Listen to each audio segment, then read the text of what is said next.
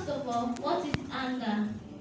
Anger is a state which can make you to regret many things you do.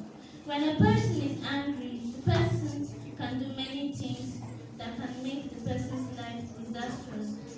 There was a man who was angry, and during the time he was angry because his child wrote on his car with a metal. When he met the child, he cut off the fingers of the child in anger. He later on went to check what the child wrote on his car. He saw that the child wrote, "Daddy, I love you," on the car. That's what anger can make many people to do. Let's read Ecclesiastes chapter 7, verse 9.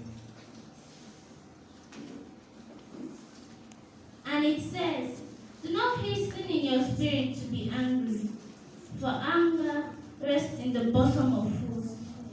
If you are quick to anger, it means you are foolish.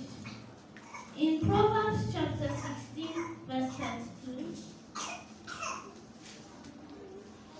it says, "He who is slow to anger is better than the mighty, and he who rules his spirit than he who takes a city." A man that controls his anger is great, and he is better than a person that takes a city.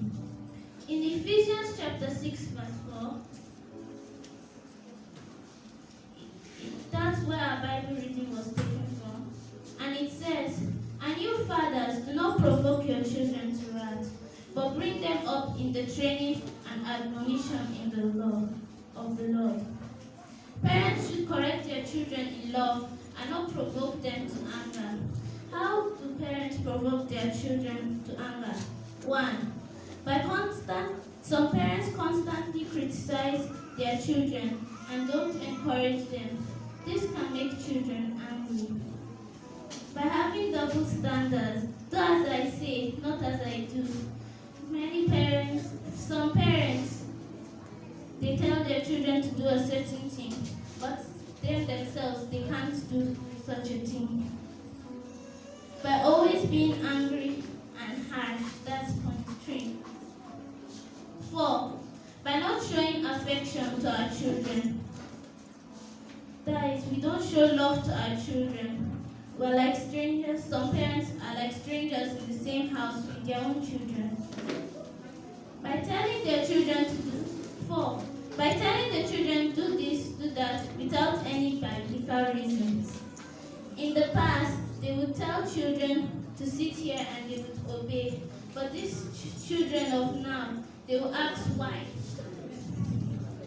That's why some children get angry when they are not given any biblical reason.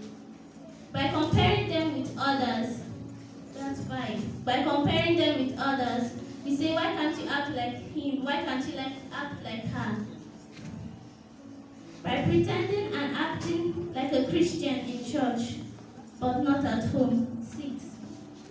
We pretend, and some parents pretend and act like children, like Christians in church, but they are not really Christians at home.